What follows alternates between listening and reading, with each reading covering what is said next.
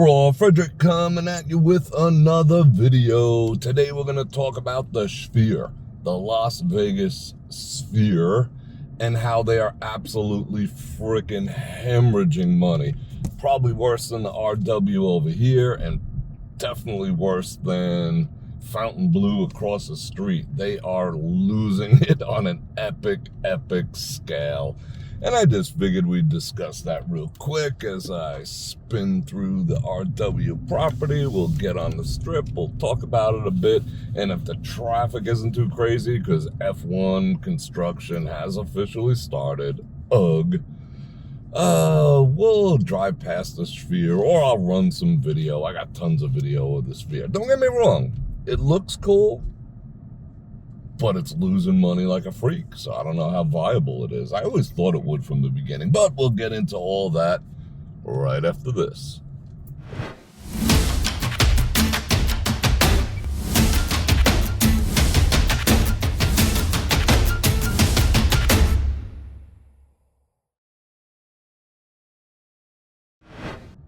We're in the valet. What do they say? $35 per day. I guess that's about average here at the, well, here in Las Vegas, but at the RW. Parking used to be free. Now you got to pay for damn parking. I haven't been here in absolute years. But anyway, we're not here to talk about the RW. That is coming up in another video because I'm going to tell you all about the problems they're having over here. It is a train wreck. But anyway, besides all that, we're here to talk about the Sphere. And the Sphere, I like to call it the Sphere, losing money. But before we do that, go ahead and drop in the comment section if you've ever been there. Myself personally, I have never been there. You know, we've walked outside, we've walked around, we looked at it, the whole bit. But I personally have never experienced, and oh, what a bump, experienced it myself. So if you have, I want to hear about your experience down in the comments. And well, I got your attention, like, share, subscribe, do all the stuff. Okay, so they are absolutely hemorrhaging money. We all know that, well, maybe we don't all know, but now you know that place cost over $2 billion with a B, billion dollars to construct. And it took quite a long time. There was cost overruns, the whole 9 yards, as is typical here in Vegas. For the previous quarter, because I follow the finances of Las Vegas, I follow what's going on with the properties, how much they're making, their stock prices, dividends. You know, I like to keep my finger on the financial pulse here in town. So, for this quarter, they have lost $104 million in a quarter. For those of you who aren't into math and finances, is 3 months. So $104 million. So plus or minus $34 million a month, which, break it down even further, we'll drill down and call it $1.2 million a day that they're losing. That is up approximately 9 or 10% over their losses in the last quarter. So it's not improving, it's actually getting worse. And from what I understand, again, tell me in the comments that, well, we better, if we're going to go drive past it, let's get ready. Tell me in the comments how much they cost, your tickets cost. You can see movies, you can see concerts, but I hear they're astronomical. Plus, you got to deal with the parking and all the rest of that stuff. Anyway, they're losing a little over, well, maybe a lot over $1 million a day. For the fiscal year, which not all corporations like we do go from January 1st to December 31st. They have a fiscal year. That ended on June, the end of June, I believe. They lost $480 million. $480 million. Let's round it up to $500 million, because that just sounds more dramatic. How do you sustain losing $500 million a year? Experience. Everyone got on the experience bandwagon. We got to give people experiences. Well, the Mirage Volcano was an experience. Bellagio's conservatory is an experience. When they start charging for the conservatory, then it's not going to be so much of an experience. You shouldn't have to pay exorbitant prices for experience when you come here to Las Vegas. The only experience that's free here right now, and I'm digressing, of course, is people watching. You can walk up and down the strip and people watch, and you can go inside the casinos and people watch and all that other type of stuff. But any other type of experience is coming at a cost, and the whole trend of paid experience here in Las Vegas is withering on the vine. It is not just the Sphere. It's many other places too. I think I'm gonna roll video while we do this. I can already tell it's gonna be mad traffic if we head past it. So enjoy this footage. Experiences are getting astronomically priced. So not only the food, but everything you do. And people are not gonna pay these type of prices.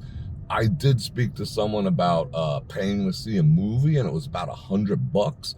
I know firsthand that during a convention, one of the sponsors of the convention did a big get-together at the Sphere. They rented that shit for the night for $3 million. For one night, $3 million. Now, that doesn't happen all the time, and that's a shitload of money, and there was only about 200 or 300 people there. But it is what it is. Nonetheless, they are losing money. They say they're losing money due to higher labor costs, higher costs, all the costs. Okay, but did you think about it before you freaking built it? I mean, that thing is never, ever gonna break even at this point. Nobody's gonna be like, oh my God, it's an undiscovered thing in Vegas. What are they gonna do, tear it down? That's never gonna happen. So what the actual F is the Sphere gonna do? And what the actual F is the Sphere doing for Las Vegas? Yeah, it's pretty. I mean, look at the video. It's cool. I don't say no, but it's not a lost leader for anything. You know, like the volcano that would just pass them, that's no longer. You could say that was a lost leader. People would come, they would look, and let's go check out inside the Mirage. They'd toss their children's college fund in a machine and be done with it. Okay, great. That's what's considered a lost leader. That's not a lost leader. That's not inspiring people to do anything else in it or around it. You know, $15 Coke and, you know, $35 beer. I don't know. I'm just guessing. Let me know in the comments. Who freaking knows? But unsustainable. So what the future of that place is, only they know. But that company has to do something, and something fast. My guess is they will probably sell it. That's my guess. I mean, you know, my Vegas batting average is good on predictions, but that is my guess. But I'm not willing to commit that one to a prediction. I'm going to call that a guess. I was, however, correct about the prediction that as soon as that Sphere even came close to opening, that the V and the P, Venetian and the Palazzo, would indeed charge for parking, and it would trickle down over to the Wynn, because it just makes sense. Where else are you going to park if you want to go over there? So you might as well just charge everyone, right? You know, that's just the way the Vegas is. Oh, look, fountains are going nice. Such a glare. Forgive the glare on the windshield. Hey, taxi cab, move that F over. Bro. Anyway, but I do have something to say. I do know someone who actually lives behind that in one of those gorgeous apartment complexes. I don't even know if you can call it a complex. Right behind the Sphere in the Howard Hughes area. Beautiful place, beautiful location, and you get a beautiful view of the Sphere. Now, when they first moved in over there, and when the Sphere was first built, they were told, oh, don't worry about it. That's going to be shut off at 10 o'clock. You're not going to have to get blackout curtains and all the rest of that. Then it became 11. Then it became midnight. Then it became screw you. So, yes, blackout curtains, constant bright, the whole bit.